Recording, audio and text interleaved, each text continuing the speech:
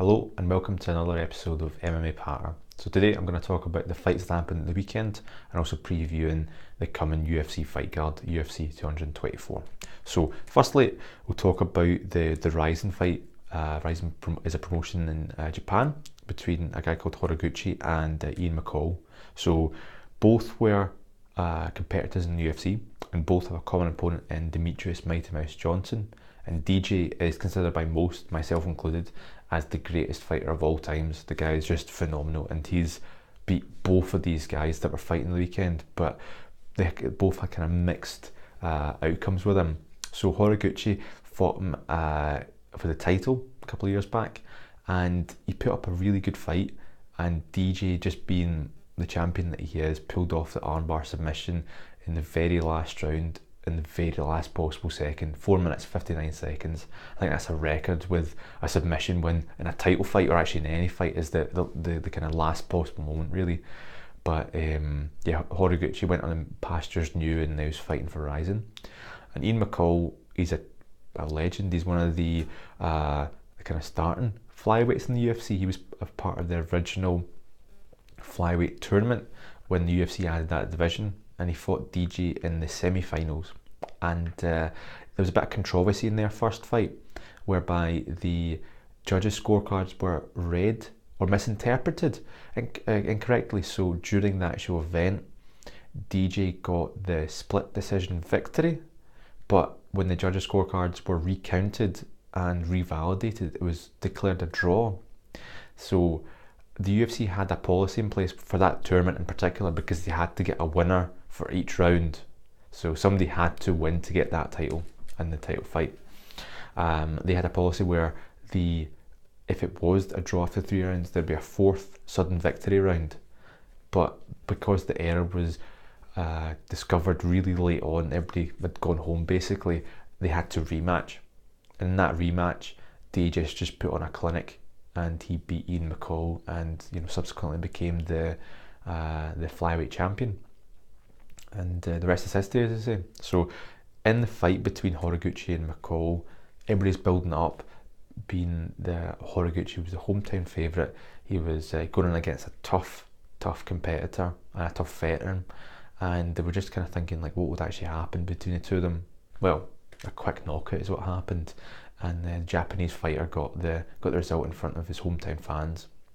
So that was, there was kind of, I kind of thought maybe the fight was stopped a wee bit too soon, but that's up for debate. I think Horiguchi hit him with a massive shot, and I think Ian McCall was known for his chin in the past. He just, I think he's kind of getting that stage where I think he kind of, shots do sting a bit more, get a bit older and things. So I think the referee probably did make the right decision in a way to kind of stop him getting any more damage. But we've seen other fighters that have taken humongous strikes that have come back and won. Scott Smith, early UFC, had a habit of being on the ropes and then just firing and knocking out his opponent. So maybe Ian McCall could have done that, or maybe he could have had more damage, I don't know. But the result was a quick knockout. So out of the two fighters, Horiguchi has probably the brighter future ahead of him. He is probably going to be the next big star in Japan, in Japanese MMA. If Rising can sign a couple of other flyweights that could challenge him, that could be really exciting to see, as to if he is really worthy to be a real kind of legend again, well, maybe not legend, but be more of a kind of a challenge and kind of more of a star. But if not, you could probably try to see what ONE FC challenges they have for him. There's a couple of really exciting flyweights in ONE FC, and he could probably have a couple of good fights against them, and maybe you can have a crack back in the UFC, maybe not a crack at Demetrius Johnson, but you'll have to have a big resume before that. And Ian McCall, conversely, is probably on the downward slope there. He's an older flyweight, speed's going, and with the lighter weight fighters, they need their speed, they need their technique to really survive really. and against guys like DJ and Horiguchi, who's all very, very quick in his own right. Ian McCall just probably lost that kind of slight step, and that's probably what kind of got him there. He's also got quite a lot of injuries. The most notable one is I think one of his hands can't actually close to make a fist, which if you know MMA you need to be able to punch. So yeah, that's he's probably thinking about retiring at least maybe one fight, but I would just say need to hang up the gloves and kind of focus on other things. He's got his own podcast, I think it's called Story Time with Uncle Creepy, Uncle Creepy being his nickname. So hopefully that kind of takes off. Hopefully kind of he can make a good career out of that.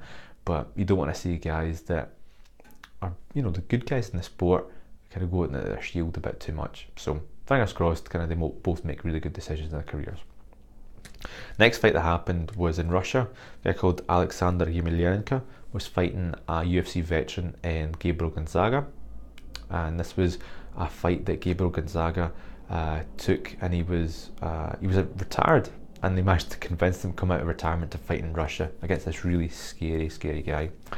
And Alexander is the brother of one of the best heavyweights ever in Fyodor Yemelyanenko, Fedor to English-speaking people, and he was able to dominate Gonzaga in that fight. So Yemelyanenko looked really good in that fight, looked as if he lost a lot of fat, looked very muscular, looked very quick and nimble on his feet, and managed to score that knockout, that huge devastating knee against Gonzaga, and then that was really it. So we'll see. The future for Yemelyanenko is more fights in Russia. Due to his legal troubles, I don't think he'll get a visa to fight in any other country realistically, but Russian MMA has shown to be able to entice former favourites in the UFC to fight over there, and maybe can get a couple of good fights there. You never know, but there's a few organisations coming up there, so they probably need some big names from overseas to boost their numbers, and that might be it, what they need. But with Gonzaga, he's probably going to go back into retirement. It's unlikely that he will really compete at a high level again, but he's probably got a good payday from this. So hopefully both fighters have got what they were looking for in that fight, and on to the future for them too. So in terms of this episode, we'll look on at UFC 224 next. That's Nunes versus Pennington. So I'll start from the bottom of the main card. This card is actually full with a lot of really good fights, but I just want to keep it short with the main card, and then we'll go take it from there. So kicking off, we have Vitor Belfort against Lyoto Machida. Fight against two real legends in the sport. Belfort had a lot of good fights in the start of the UFC. He fought Vanderlei Silva in Brazil when I think he was still 20. And then Lyoto Machida was a former light heavyweight champion, one of my favourite fighters actually. I loved his style, karate background, great footwork, great kicks, great speed, great agility. That crane kick against Randy Couture, that was a thing of beauty really. It was Karate Kid style. And in terms of this fight, both guys are kind of coming up to the end of their careers, and it's quite interesting to see, like, with Machida, does he still have the footwork, does he still have the speed to kind of counter Belfort, or is Belfort kind of pull out all the stops and just go for power in that very first round, that dangerous first round that he normally has? Is he going to finish Lyoto Machida? I guess we'll see. Would personally think that Machida is probably in a more better position to win this fight. I think he has probably more tools. He does have the power, kind of speed probably advantage over Belfort, and kind of if it goes into later rounds, I think he'll stand more of a chance to get the decision. But Belfort has that very first round, that explosive round that he can, if he clips you, that's really it. But what I would like to have seen if this fight had happened maybe about 6 years ago or 5-6 years ago, when Belfort was in his TRT days and Machida was in his Machida era days, that would have really kind of got the fans. That would have been a real heavyweight matchup fight. That would have been a real exciting fight for the fans. But we're still getting to see it. But the guys are kind of slower, more experienced to a certain extent, and but it's be exciting. A good way to kind of kick off the main card. Next we have Lineker against Kelleher in the bantamweight division. So Lineker being Brazilian and Kelleher being the challenger from America. And it's a toss-up, really a toss-up. Lineker has found a home as a bantamweight. He's missed weight as a flyweight many times, and I think they've told him he has to move up a division because you can't have a guy that's knocking people out that can't make weight. Simple as that. You can't have someone that contractually agrees to fight at a certain weight and continually miss it. So he's now moved up. He's had a lot more success with his weight, and he's fighting a really tough guy in Kelleher.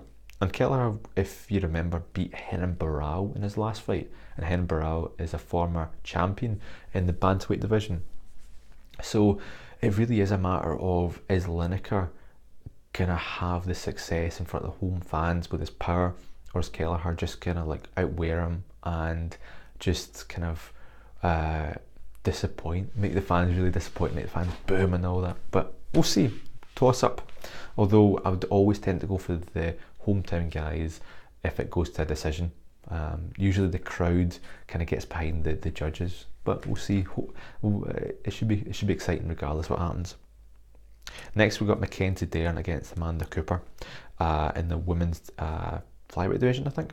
So both of them, out of Mackenzie Dern, she's the daughter of a really well-respected Brazilian Jiu-Jitsu practitioner in Megaton Diaz, and this is her 6th MMA fight and her 2nd one in the UFC. Brazilian Jiu-Jitsu specialist. Really high level, a lot of national and international competition wins in Jiu-Jitsu, and it's shown her MMA career. She's had scored a fantastic submission win in Invicta. It was omoplata choke or something like that. It was, when you seen that, it was like, wow, this has never been seen before in MMA competition. And she's fighting somebody that has actually a few submission losses in her name, in Amanda Cooper.